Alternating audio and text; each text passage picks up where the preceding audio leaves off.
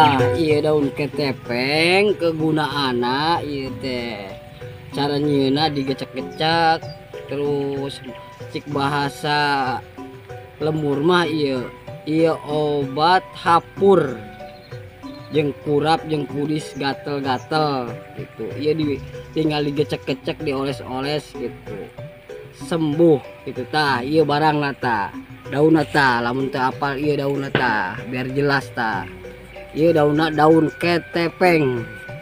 Nah sakitu bae iya mudah-mudahan di pengobatan iya ketepeng supaya bermanfaat gitu jeung kabehan orang boleh silahkan mencoba daunna seperti kieu tah ulah salah iya ubar jeung kadas kurap itu gatel-gatel. Terima kasih silahkan mencoba.